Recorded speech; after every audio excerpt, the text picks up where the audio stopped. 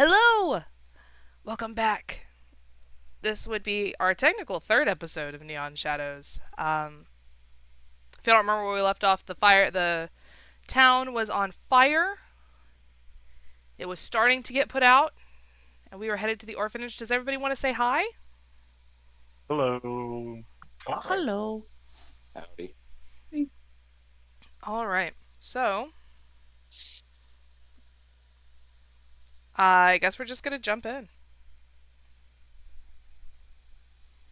We were headed off to the orphanage. Oh, we need to deal out cards. We start a new time, so we deal new cards. Deal out. Thank you, Grimm, for fixing that. You're welcome. And we're headed to the orphanage. What are everybody's thoughts right now?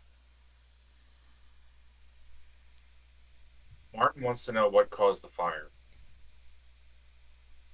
All we know is that we didn't cause the fire. It was always burning.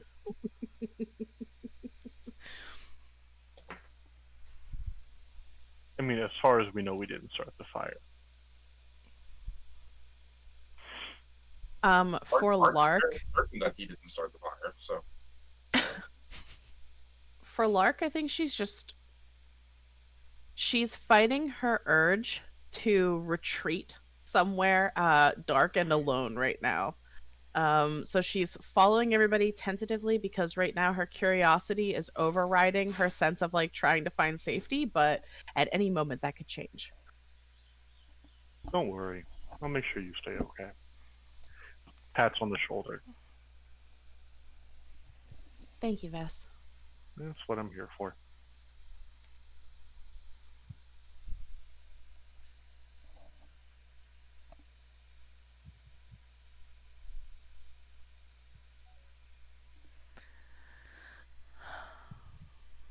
What is Sylvie thinking right now?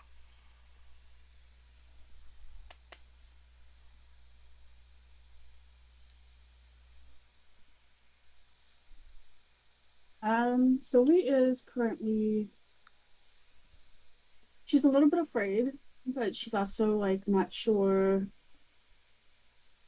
It's a lot of chaos, so she's feeling a little bit overwhelmed with everything at the moment.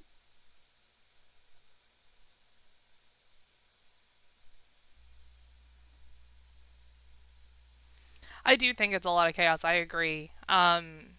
Shoutings coming from on board the ship that is. I want to say it's not water. I don't think water puts out aether fire. I think it's probably like some sort of like it's a dried powder of some sort. Oh, yeah, that's a good idea. Just blasting this dried powder onto the aether fire to try and. But I do think there's a lot of shouting, people leaving their homes, people running.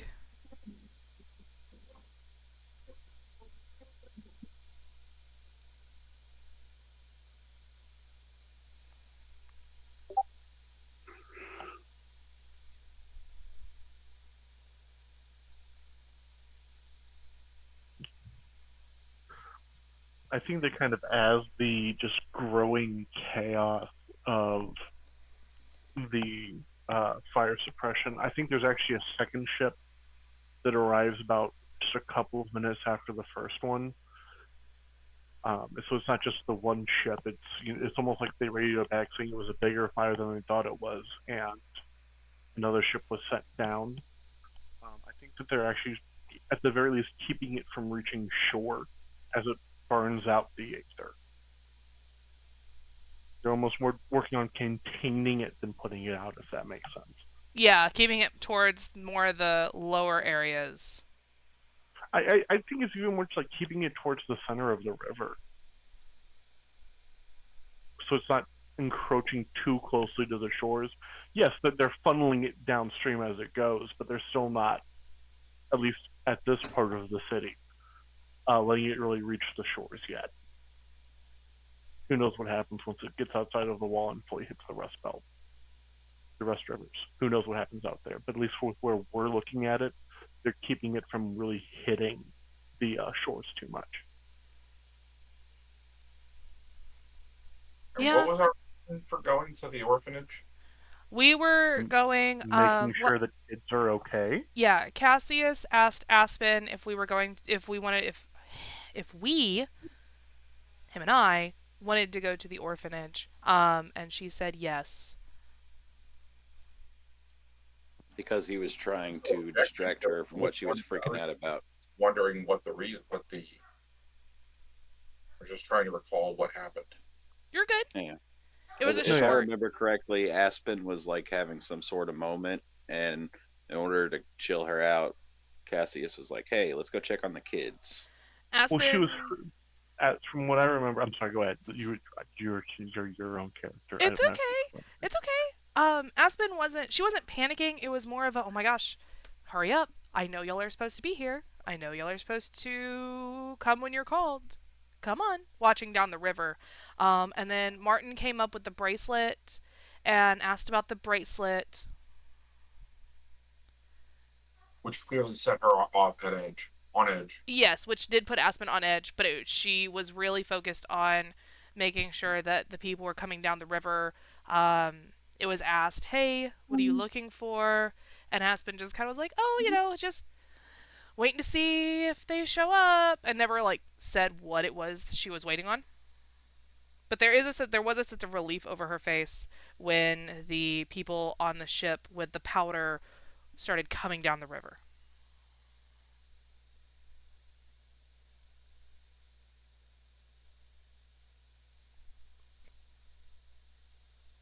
But it's also, wanting to check on the children. Also that. Quickly are we moving down the street right now? Is it kind of chaos around us, or people just standing around? What do you think? I think that by this point the fire's been burning for a while, and there are crowds of people along the side of the street or the bank or the hills or whatever, wherever people can get a good view of the fire. People are there, but the actual general sidewalks and stuff are fairly clear at this point. Yeah, I agree. Okay, so I'm going to be following behind Vess, but I'm going to take out a sketchbook, and I am currently sketching as we go. And every once in a while, you would see Lark stop in the middle of the street because she gets to a portion where she doesn't want her sketch pad moving around, and she needs it to be more steady, and she draws something, and then she'll run and catch up to Vess again, and then she'll keep doodling. She's had an inspiration for something. Okay.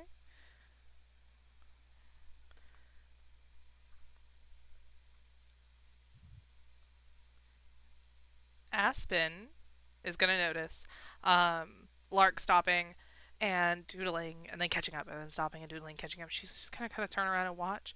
And then the next time that Lark catches up, she's going to go, "Hey, what do you got there?" Uh, I this is maybe stupid, but the fire made me think of something. And you see that what she's the pen she's writing with isn't like a normal a pen. It's more like a pastel. Mhm. And she's drawing the flames that she sees out on the river, but no boat. It's just an interplay of flames and waters and a lot of swirling different colors, and there's different sparkle because she has these ether infused pastels and paints and stuff that she uses. But it's nothing. I needed to get it out of my head. And I draw a card because I'm showing my art to somebody.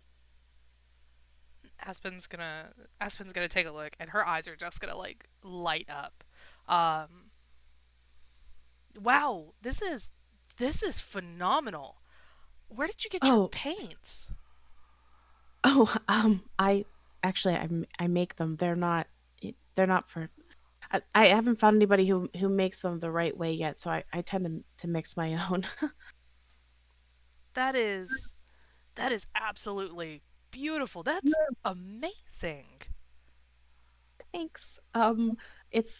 This is just doodles and stuff, but sometimes I get a picture in my head and I can't, if I don't draw it out, it'll just stay in there and I can't focus on anything else, Absolutely. And she pats the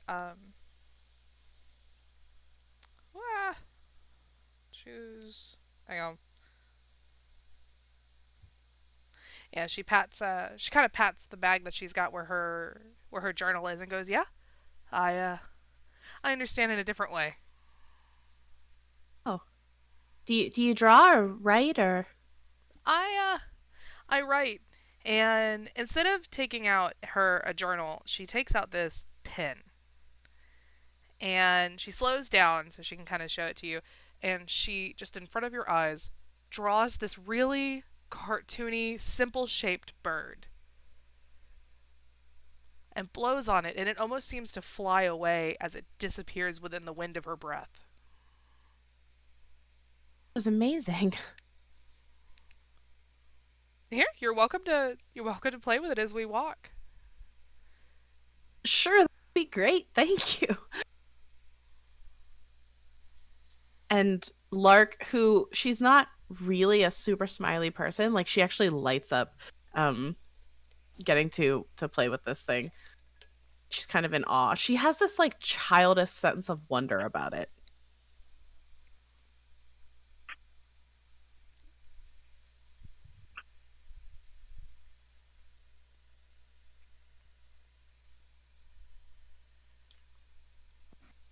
What is everybody else doing as we walk?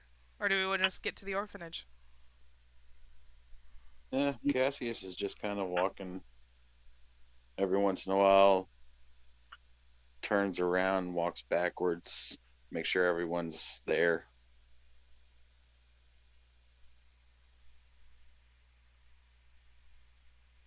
Martin is distracted by, he's got like one eye on the group and is doing his best to follow along, but he's very clearly distracted. Vess is kind of just like more towards the back, but making sure no one kind of wanders. It'd be one of those things like if Martin started like stepping to the side, not paying attention, there might be just a very gentle, like not like a shove, but like a little turn of the shoulder to keep him moving back with everybody else. Okay. So, do we want to skip to the orphanage? I think we can jump to the orphanage. Okay. Yeah.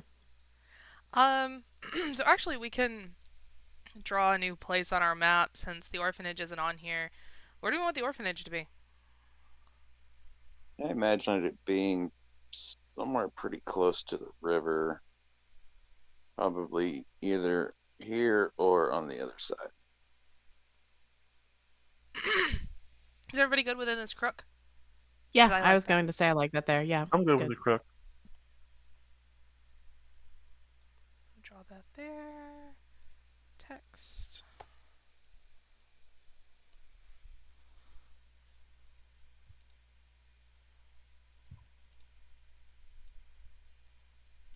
All right. Excuse me. So, let's see. We get to the orphanage, and I imagine that the orphanage is fine, but the children are being probably a little rowdy. Especially since they're all wearing gas masks. Does the orphanage have the money for kids in gas masks? Yeah. Yeah, like gas masks. Think so? I like to think maybe some of them are a little broken then. Maybe a lens had to be taped over on the eye, or a tear had to get sewn together. Makes sense. Like they're old, they're discarded, and people went and fixed them the best they could. But overall, I like to think that everybody's okay. Like I said, I think the children are just really rowdy. Some of them are a little scared. Maybe some of them are scaring the other children.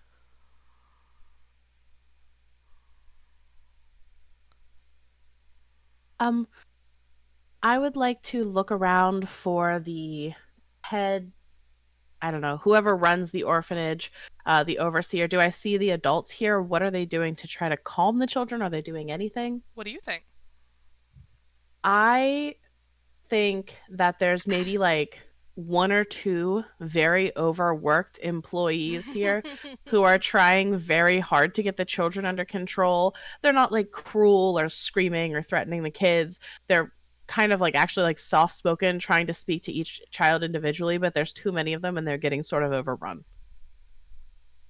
There's also uh one man who is sitting in an office upstairs that you can see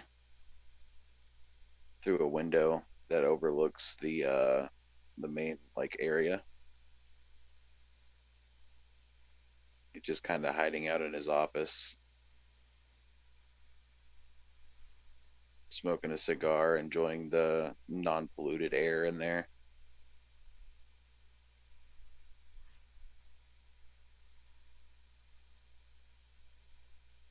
Probably fat, probably a little chunky. I think Aspen would definitely walk in, having been there multiple times to help with the kids. Um, Kind of do that really loud, like dog whistle, fingers in your mouth. Um, to try and get the kids' attention.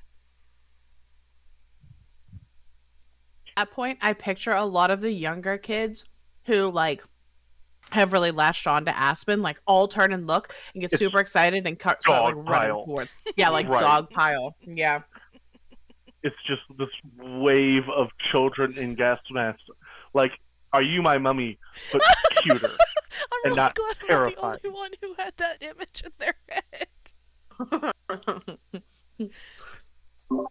Meanwhile, Lark is going to pull out her cans of spray paint and kind of like flash them to Aspen for a minute and wink and like go over to some of like the older kids, like the 16-year-old teenagers who are probably causing a great deal of havoc, and convince them to go outside and make some art with her to calm them down. Yes, go teach them how to be hooligans. Yeah. She's gonna, real quick, as the wave of children, she's gonna look at Lark and go, "Pin, please." Yeah, Lark still has the pen. Yeah. Toss it over. And as soon as the kids, like, tackle Aspen, she'd throw her bag off and sit on the ground with them. And as she gets them to all sit down and calm down, begin writing things in the air. Writing things in the air and then drawing like a cloud around them to make them float off as they disappear with her breath. Little things like that, just to kind of get their like just ooh.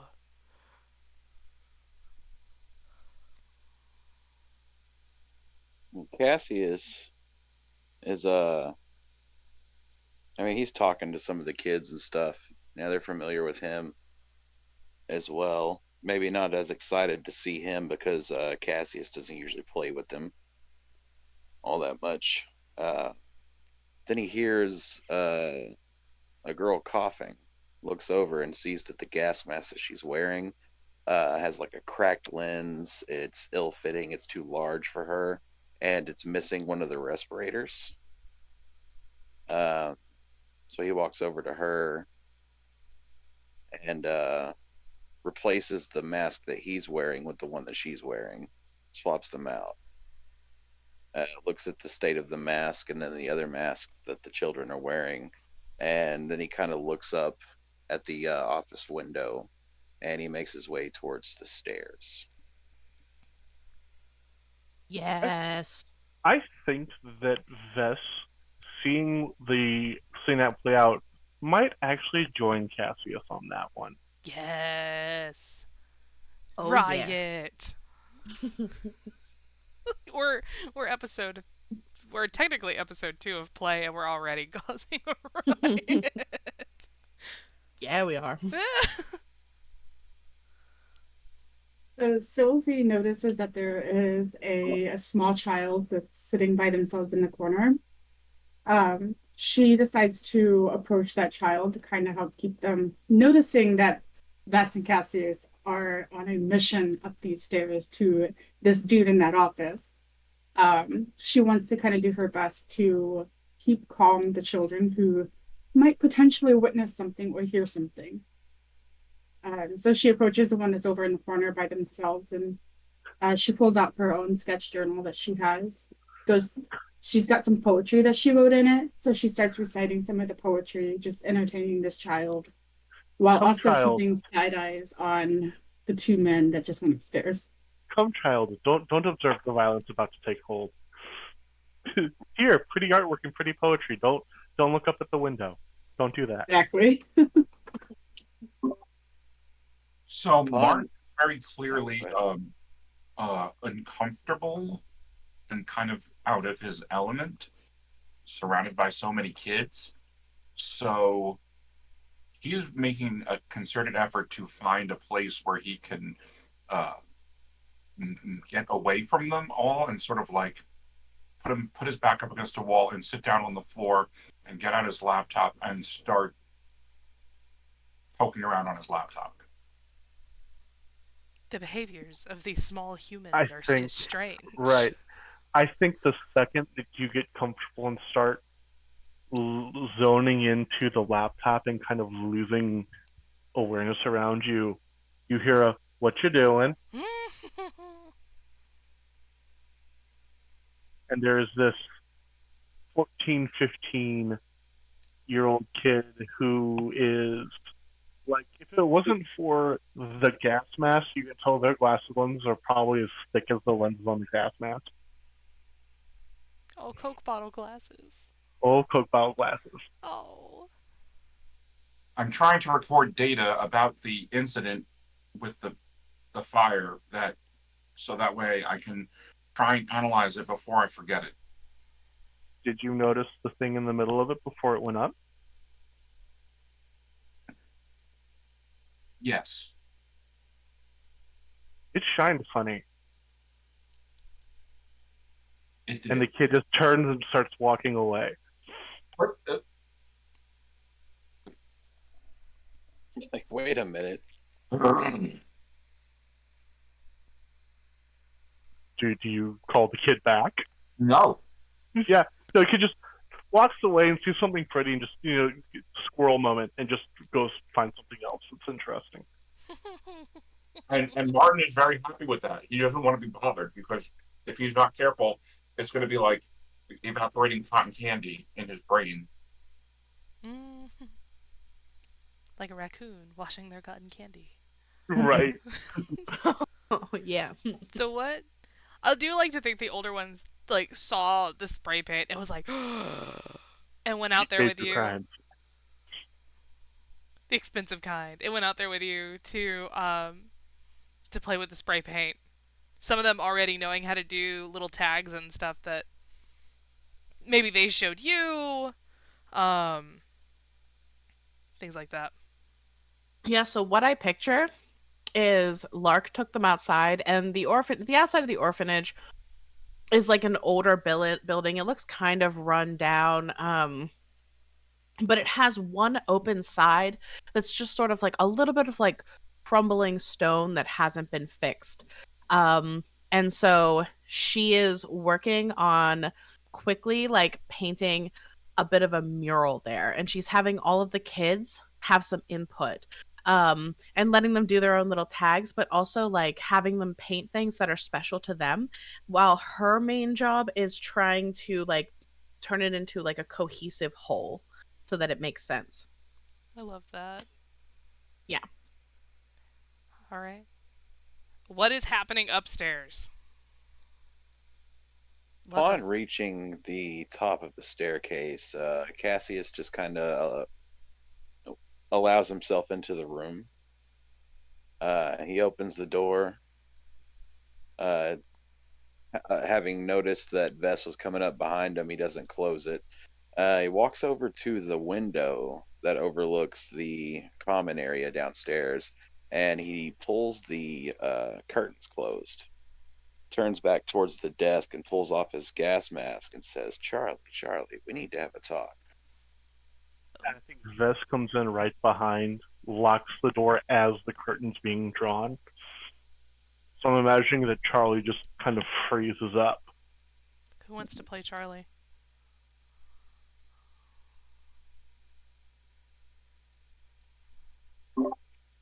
I will.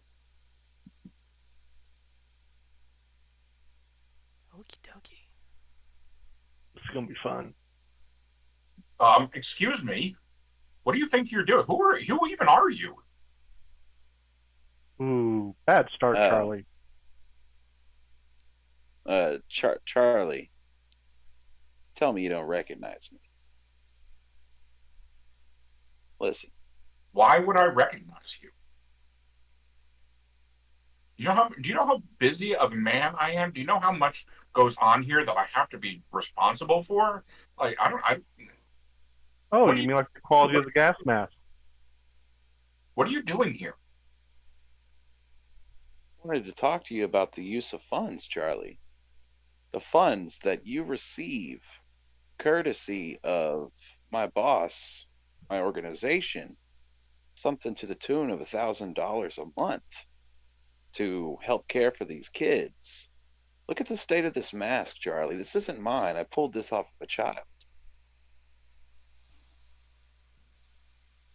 Okay, well, I'll get my quality control supervisor to look at them and if they're broken ones, we have to get rid of them. Charlie, quality. It's you and two caretakers, Charlie. Quality control. Yes, one of them performs quality control. When exactly in the wrangling and management of children is this individual supposed to be managing quality control, Charlie? Okay, fine. We call in a third party vendor once a month and they perform safety assessment on all the equipment that the children Once need. a month. So you're saying all of this damage points towards the mask in uh, is is Cassius still holding the mask or is it on the table in front of him? Yeah, he set it down on the desk. Yeah. He points towards the mask. So that all of that damage happened in a month. A month in which we didn't have any aether fires that would have required the mask being used. What is that right, Charlie? I don't enjoy the tone that you're taking with me right now. It's irrelevant. I don't enjoy seeing children at risk of being harmed by the fumes of an aether fire. Interjecting real quick. No words, just actions. At this point, Cassius pulls out one of the chairs on the opposite side of the desk, sits down and opens Charlie's cigar box and kind of like pulls out a cigar and looks it over and waits for them to finish talking as he clips and lights it. You'll never win, evil space queen. Max, what do you think, good space hero? Boy, this fight sure is exciting. It's like the second most exciting thing I've heard today. You said it, sidekick. This is... Wait, the second most exciting thing? Well, yeah, it's Monday, so the new Dude Where's My Drift episode just came out. Dude Where's My what now? It's a Starfinder podcast. It's got memorable characters, a crazy plot, a GM with some of the most creative and wild ideas. It's really great. Here, have a listen. Sidekick, I'm currently trying to defeat the evil Space Queen. Don't put your head into my ear. Oh. Wow, this is really great. You were right. You only heard like 2 seconds. And I'm instantly hooked. As soon as I defeat the evil Space Queen, I'm going to binge the entire show and ignore all responsibilities. No! A shame she'll never get to hear Dude Where's My Drift. Evil doesn't deserve high-quality podcast, sidekick. Please help yourself. Oh, I will. These are nice cigars, Charlie. These cost you like $5 a pop. 50. That brand runs pre-war. 50 a pop. Ooh. They were a gift. A gift. What does an orphanage operator down in the lower parts of the clouds of Forger's Alley do to get a box of San Marino cigars as a gift? That's not a small gift, Charlie.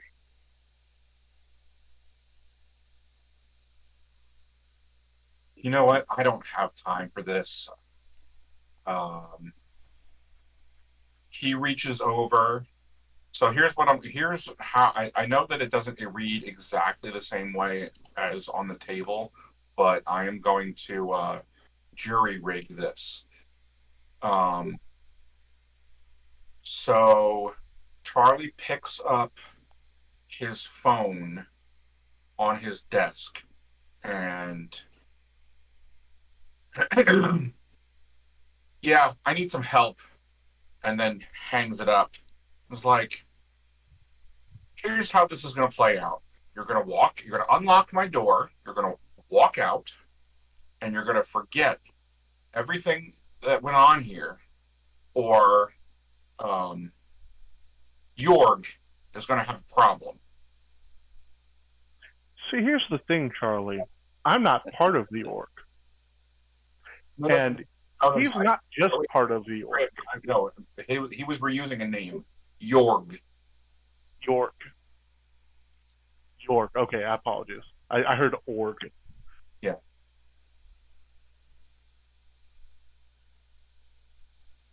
So just as soon as he says that, there is a on the door. Everything okay, boss?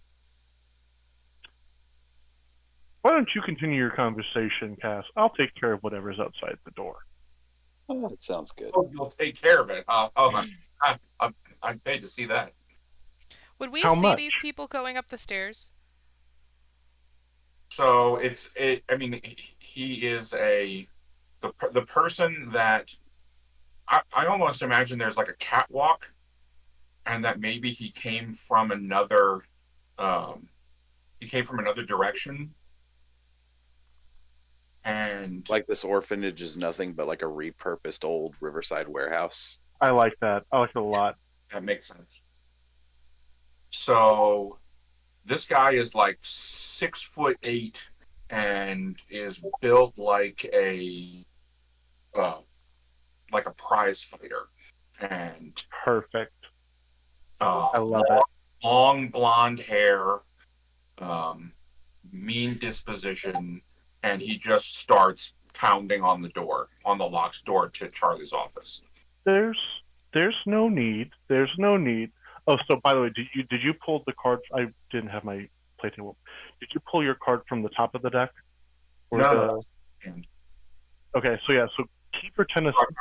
Do I have to redraw after I play? So no, so go ahead and keep your cards. Remember, when you're playing NPCs, you play off the top of the deck. You don't play your own cards. Okay. So save the ten of spades. We might need that later. Okay. Gotcha. So pull a card from the top of the deck. Yep.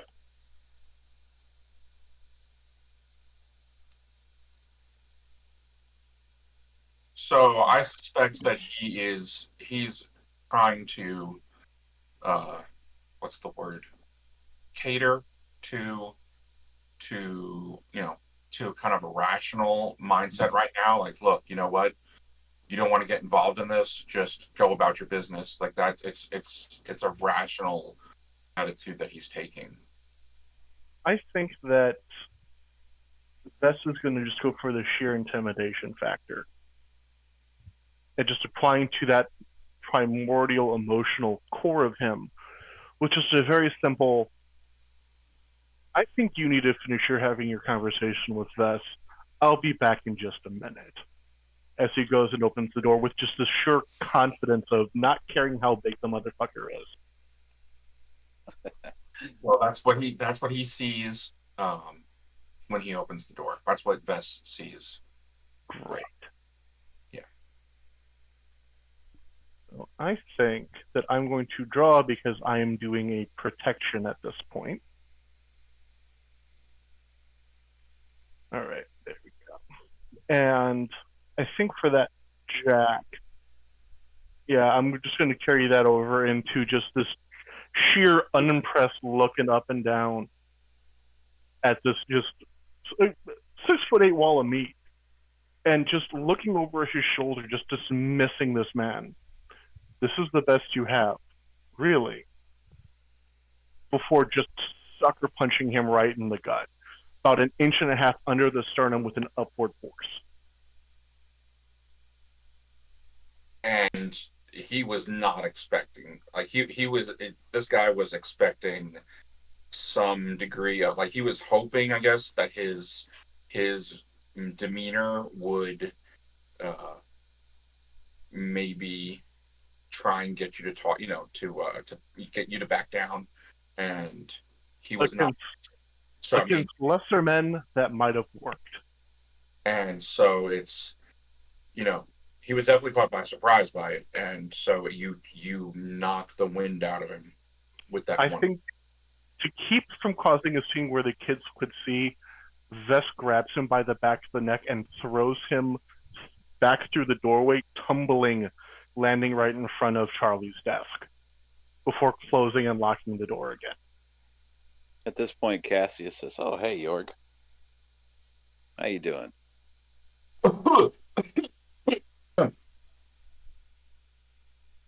Anyways. So York looks at Charlie with this, like, what do you want me to do kind of look. So Charlie's like, and so he looks at Cassius and is like, what do you want from me? What do you want me to do to get you to go away?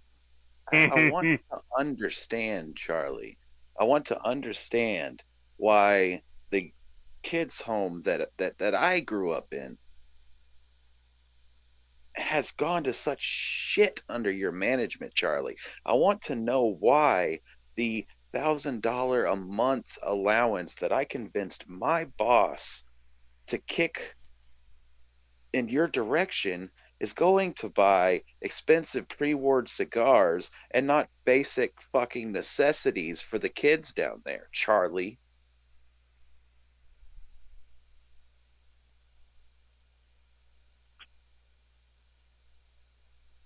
Because $1,000 a month is a lot of money. He's so fit to be tied, and he's just like, he's like crossing his arms and he's scrunching up his face, and he's all like, you son. All right, fine. Look, I will make sure that all of these gas masks are replaced with refurbished models. No. New models. That way you don't have to replace them again so soon, Charlie. Think use whatever business training you've had and think about it. You buy new ones, they last longer.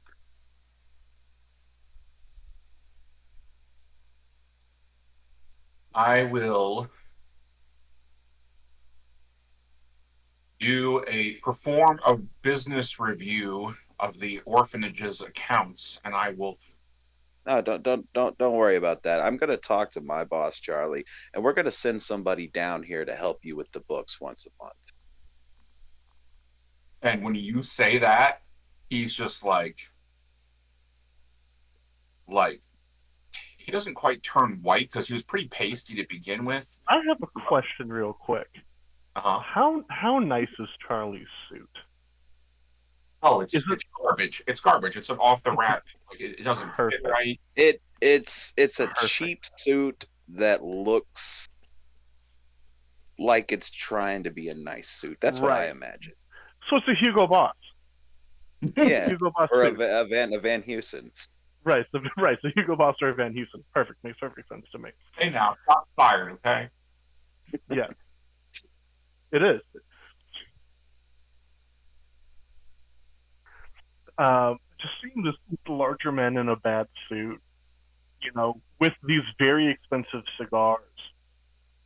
Are there any other gifts, quote unquote, that kind of look expensive in Charlie's office? Because I think there might be.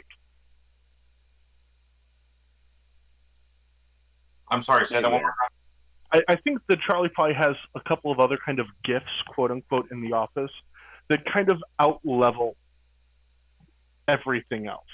The box of cigars. There might be, a painting on the wall that is actually an original that's worth money. That kind of stuff. A nice bottle of pre-war bourbon sitting on the shelf. Right. So, Charlie, you never did answer a question I have. what kind of favors does someone have to do to get things like a box of Saint Marseilles, a bottle of, ooh, this is DeWitt. He tosses the bottle over to Cass. Who Where did pops you the get cork off and smells it? right? Where did you get a bottle of DeWitt? And what did you do running an orphanage to get a bottle of DeWitt?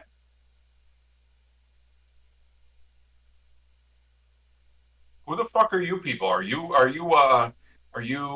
the police? Are you the military? Like, what am Oh, I? you wish I was the police.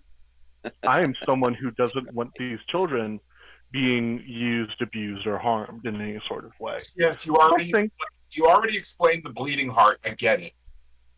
I don't think that you're giving these children the proper level of care, even outside of the quality of their protective gear. Cass, what do you think? Because I can think of a couple of ways that a scumbag like this could get these kinds of gifts, but I don't like thinking about them. How about you? At this point, Cassius is just kind of tired of Charlie not understanding the situation.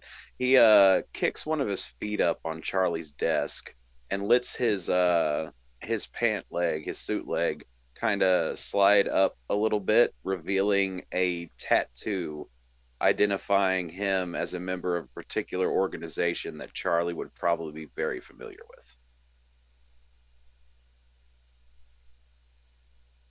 And probably pretty frightened of. And so he takes that expression comes over him, like he's he kind of like shuffles and like shimmies in his chair, and so okay, well, you're just one person. What do you think that you're gonna do about all this? Oh, buddy, I just have to make a phone call. We don't even have to make a phone call. There's a window right there. I'm sure we can get the girls to take the kids outside for a minute. Oh, yeah, I could do that. This is a nice suit, though, Bess. I didn't want to. I was hoping to avoid that. Look. Which suit? Your suit is very nice. So we don't have to dirty your suit. Your suit's fine.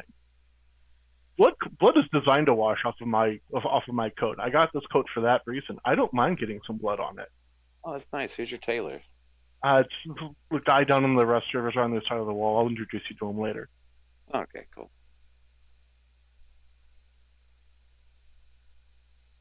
So, again, I think that we needed an actual straight answer to the questions that are being asked, Charlie. Because I don't like what's going through my head when I think about how you get these kinds of gifts. Are you going to take the bottle and break it? Are you going to take the cigars and throw them in the garbage? How is I'm that going to throw you out the fucking window. Okay, when you say that, then Jorg is going to interpose himself between you and Charlie. Jorg. Okay, when Jorg was standing back up, hold on, because I'm going to play a card for this. Because if Jorg was standing back up, Vess was just going to kick him square in the fucking throat. Because, well, he got the wind knocked out of him, but he's a fairly athletic, brick. He is, but he was also then tossed, not just thrown, tossed, rolling into the room, smacking his head against the desk. Okay, well, I missed that degree. So I would say right about now then that Jorg is starting to kind of get his feather. So he's trying to interpose himself between you and Charlie, but you. So I think that Vess was trying to be calm at this point, but seeing Jorg get up just puts him on edge. And so I think we're going to cycle a card for that real quick. All right, these cards we get rid of because they were done. We're done with them, right? Yeah. And I think, and I'm willing to do a payoff for this, for just Vess just stomping him either in the neck or knocking one of his knees out of place, just something massive for this. So I'm ready to go on 3. Okay. 1, 2, 3. So what's great is with an 8, I can discard a card and I can even trump a spade. Oh, okay. So yeah, so you basically just stomp, like when York tries to get up, you just stomp him and you just leave him on the ground. Right. He is not. He might or might not be dead. Jess doesn't care at this point. This also, he's not even looking at York when this happens. He's looking straight at Charlie. And at this point, Charlie is just losing. Like he's like, oh crap, oh crap. Like he's not So saying the words, but you see it all over his face. Yeah, oh crap. real quick, the spade still happens. So Right. we need to describe what's going on outside of this room with the Jack of Spades. Squidsy, what is the Jack of Spades? Always Squidsy. Give me a minute. It is a crier is heard on the street corner screaming false propaganda to the people. So that would affect Lark right now, actually, the most. And we can get to that real quick after we finish. I think we're just about wrapped up with this scene for us. So, Charlie, I asked you a question. Cassius is just sitting there like giddy with what's You happening. You want the booze? You want the cigars? Take them. I don't care. What I'm taking these. You do? That was already going to happen, Charlie. I asked you, Charlie, what favors are you doing to get these kinds of gifts? And I think with that, we're going to cut over to Lark. All right. And I think, Lark, as you're out there with the kids, you're hearing fire started by Rust River belligerents. Fire started by Rust River belligerents trying to cause harm. Your mic's falling into your beard. Your mic's falling into your beard. So I think it's going to, fire started by Rust River insurgents trying to cause downfall of the city. And just this very anti-Rust River's propaganda is being just called out from the street corner by someone running by in like a newsies outfit. Lark kind of just stands there for a minute, a little shocked and annoyed by what she's hearing, and then she surveys some of the kids, and I think most of the kids are probably not paying attention. They don't care. But one of the kids in particular so what Lark has done is she's turned all their little pictures into what kind of look like constellations, and she's like painting wisps of different like purples and blues with like these starry features and stuff to kind of make it look like a sky. And the one kid who was drawing this enormous like bear constellation stops and is just staring. And Lark walks over to them and kind of puts her hand on their shoulder, and the kid gets super upset and throws the can of spray paint down and walks back in to the orphanage without saying anything.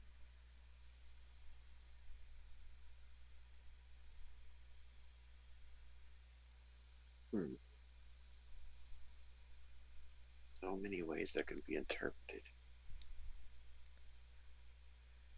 Like 2 ways. Meanwhile, Lark says to the rest of the kids, everybody's probably going to be dispersing soon, so we should probably wrap up. First rule of graffiti is don't get caught doing graffiti, so let's wrap it up, guys. First rule of crime. First rule of crime is don't get caught doing crime. I thought first rule of crime was be gay and then do crimes. Well, yeah, that too. Yeah. And so she goes around and helps the kids put the few little finishing touches on them, packs up all their stuff, and the kids start heading into the orphanage again.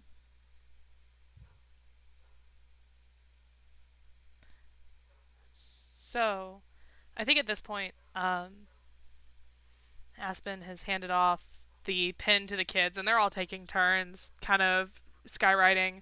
Having heard the commotion, is now standing and looking up at the office, and I think she would see the really upset kid come in from outside and just kind of walk over to him and go, hey, what happened?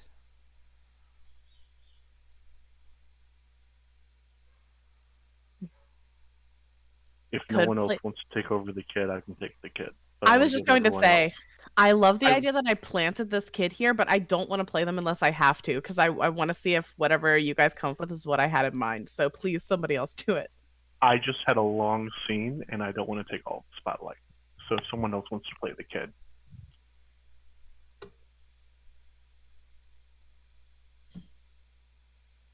but I will. I guess it's you. Go for it. I guess it's me, right? I just why are they lying? She puts a hand on the kid's shoulder and goes, I wish I had an answer for that. And sometimes there's bad people out there who do awful, shitty things like lie. But they're trying to blame all of this on people who had nothing to do with it. It doesn't make sense. You're right.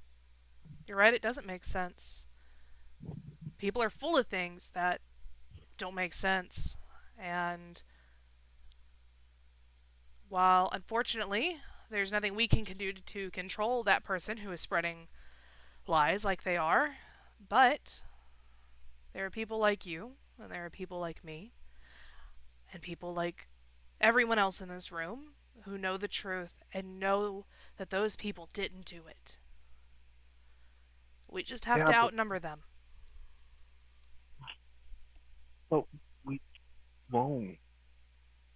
Everyone's so tired here. We're so close down to the Rust Rivers. It's not like it's really any. And you just see this kid just kind of breaking down at just. This kid is old enough to start realizing, and this might be their first actual realization of systemized and pointed injustice. And it is hitting them hard. If the kid crumples down to the floor, she's gonna kind of come down to his level with him.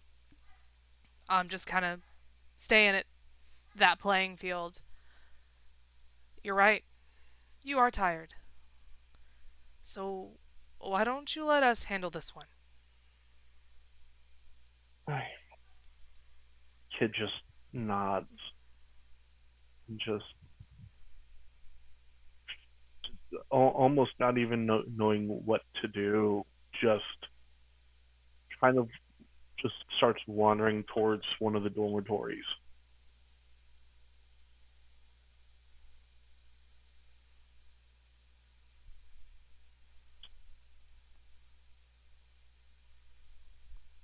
So while all of this had been going on, Sylvie had been listening to all of the commotion.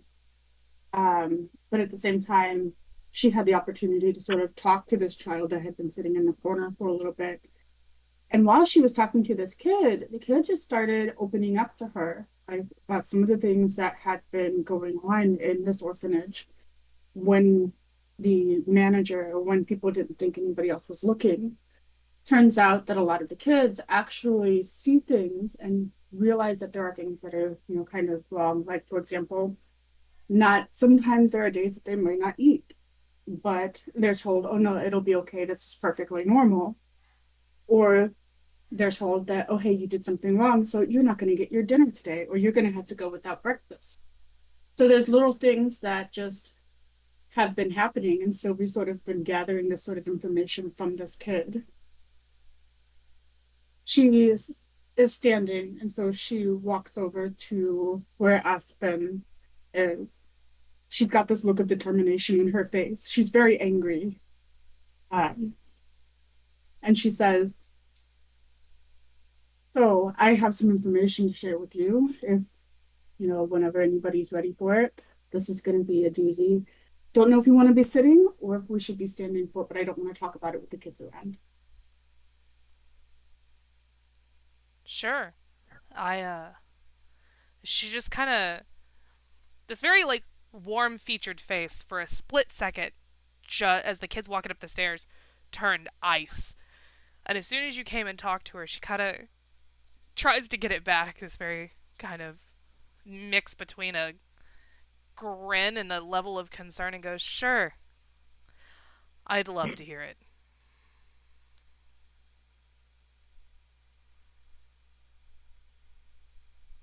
Sylvie is a little bit, I think at first Sylvie is a little bit surprised. She wasn't expecting to feel heard, if that makes sense. She's not used to taking that initiative to come forward with something. So, and this is something that's very important to her because the children are obviously suffering. So she looks at Aspen with this look of kind of a mix between surprise and gratefulness, and still a little bit of maybe worry that did this person that I just approached, did she really give me a little bit of a warm reception? Did she really hear me?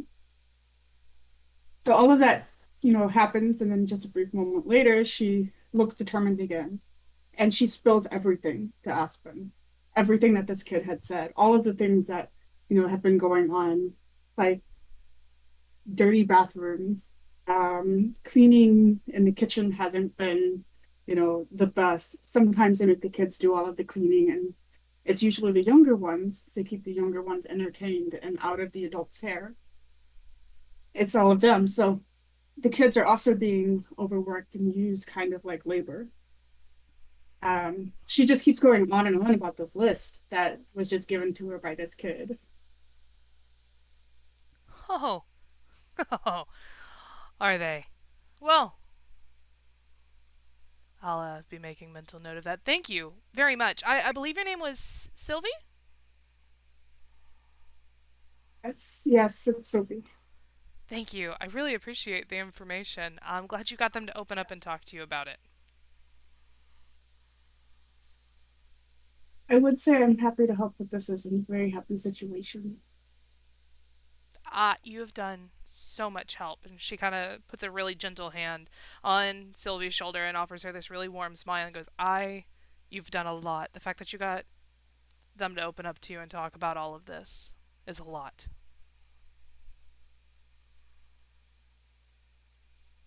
So much. I really appreciate this. Shall we, is there anything that we can do about it now? She looks up to where the men were. Well, I think I heard a name. I know a location. I believe I'm going to take a small trek home. If you want to tell Vess, let him know I went home. He'll know what that means. But I'm gonna go take care of this right now. And she's actually going to say goodbye to the kids, take her pen back, and walk out of the orphanage.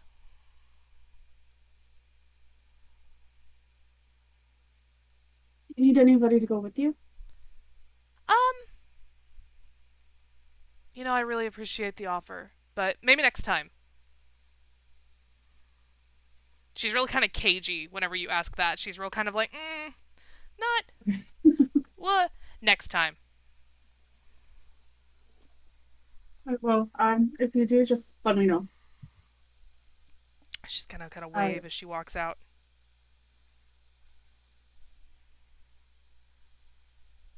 I am also, because I'm also going to draw a card. Because I accepted compliment or praise.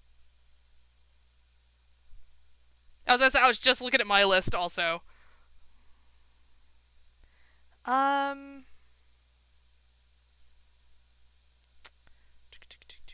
feel like emotion. And then I'm also going to give a card to Aspen. Let me know if I'm not doing this right. I'm going to go ahead and give a card to Aspen, because give a card to a player that reminds you that you belong. Yeah, I was about to say, if this is a comfort, we could also trade. Okay. Yeah, that works too. Okay. So... all of the cards moving around. All of the cards. There's mine. To trade with you. Do I just pick it up and put it on your hand? Yeah. Perfect. Oh god, I needed one of those.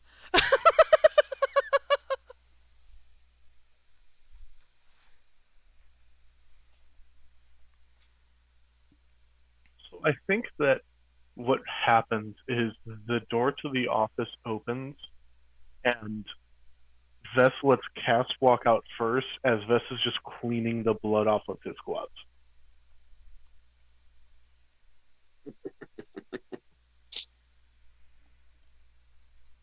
And Vess closes and locks the door behind them.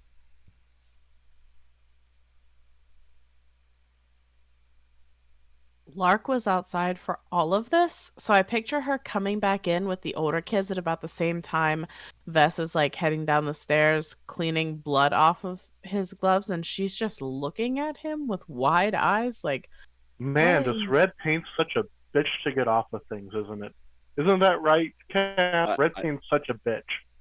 But I appreciate you. Charlie's a good friend of mine, and he'd been asking me to help him paint his office for weeks. Well, we had to take care of Charlie. Gotta take care of Charlie. I'm happy we were able to take care of Charlie. You and me both.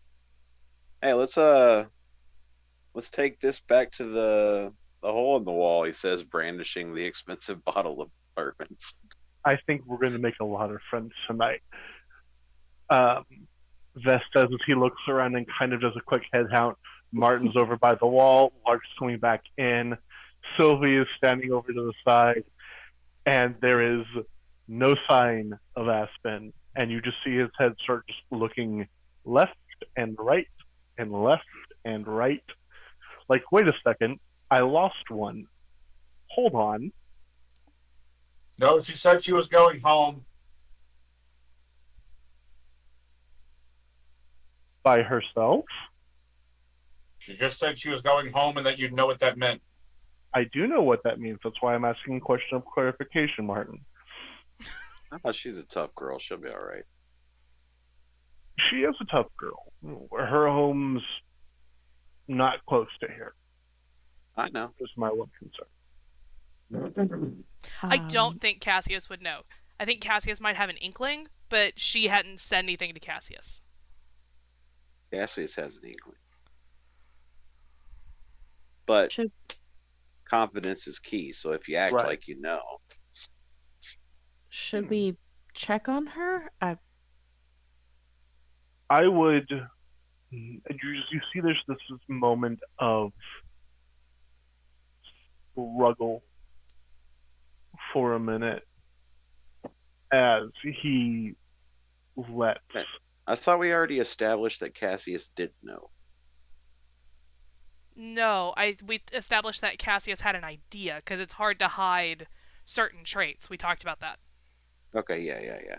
But there was never a confirmation from. I knew there was a discussion. I just couldn't remember the outcome. Yeah. No, we talked about how it's hard to hide certain things, posture, dialect, things like that. And so there would be an inkling of an idea. But there was never a full-blown confirmation of it. Yes.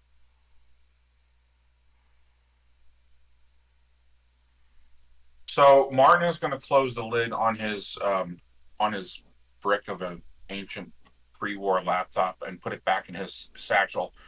And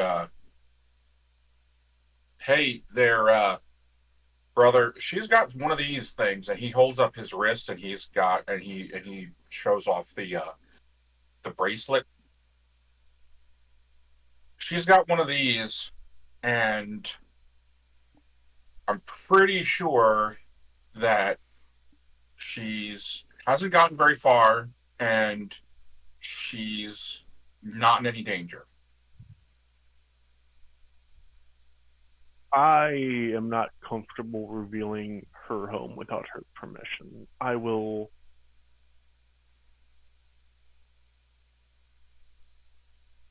I think that Cass is right. And then you go find it. No, I think that all of us going back to the hole in the wall is a better idea. She has ways of contacting me and other people if she has issues. So it'll be okay. You see, that's very hard for him to say.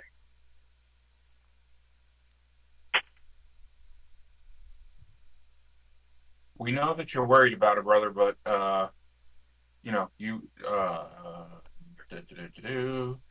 um I'm giving uh Vess a card, uh trying to talk him down from his being quite so like concerned for Aspen.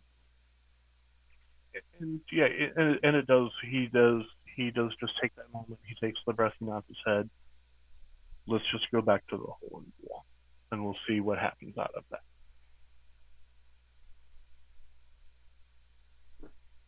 Sounds good to me.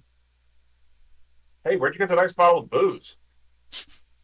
Ah, good Found from it. Charlie. Cigars too, and he holds up the box. Who's Charlie? Cigar? Oh, sweet. Yeah, they're nice ones, pre-war. Yeah, I think I took a tour of that factory once. Came out of there with a bit of a contact high, if I remember. If that's the way it all or happened. Yeah, good time.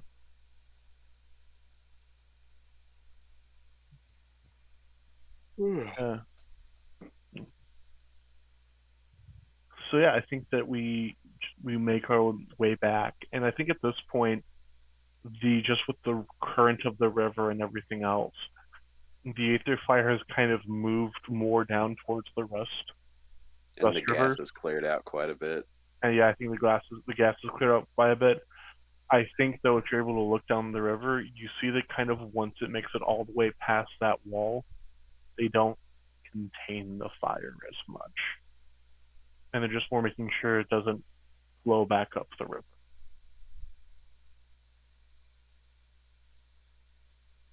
So it just kind of meanders and spreads down. Yeah, Cassius looks at it and says, "That's how you know they didn't start it. Because every time one happens, it gets shoved right in their backyard." Yeah. Exactly. Yeah. And he turns and he sees the graffiti on the wall, and he's like, "Oh, that's beautiful. This has Good been job. a good night." I don't know who put that there, but it does look pretty great. Very So solid. everything's square with these kids. Are they good? Or be Yeah, they're gonna be fine. These kids will be okay from here. Maria and Nancy are gonna take care of them. They always do. Best as they can. Yeah. It's a shame that Charlie has to go on vacation. Is he gonna be on vacation for like a long, like indefinite? Well, It's going to be a long vacation. he's got family in the Rusts. He was gonna go see. Yeah. You never know. He might find something down there worth staying for. Maybe love. Maybe a nice piece of land. Maybe he'll just come to love farming. Who knows? Who knows? Those As they indeed. kind of make their way out from a little distance away from the orphanage, Vess knocks out another one of his Aether cigarettes, pops in his mouth, and lights it for that blue-green glow. They're Martin? always better. When Vest lights up the cigarette, Martin takes the brass magnifying glass or that hangs around his neck and holds it up to his face, right in like I don't know, a couple inches away from the cigarette for just a second. He's like, "Wow, that's a trippy blend." Yeah, I don't recommend for people who don't have certain things going on, Martin. And he just gives Martin a look for a moment as he just puffs on his cigarette. I mean, we all got things going on, don't we? I mean, I got things going on all the time. Things never not going. Cass pulls one of the cigars out of the box and hands it to Bart and says, "Here you go. This probably tastes better anyways." I guarantee you it does. This tastes like ass, he says as he puffs on the cigarette. Well, that was a hell of a show. Got to see some NPC and how that works in Neon Shadows and how it's kind of split with your players. Had a fantastic ad from Dude Where's My Drift. Links down below. Definitely go check them out. Just take my word for it. Fantastic Starfinder podcast. Fantastic group of people. So that's Neon Shadows for tonight. Got some conflict going. Had some really tense moments there. What will next episode bring us? Alright, everybody. Thank you so much for coming. Thank you so much for watching. We'll catch you on the next episode. Bye.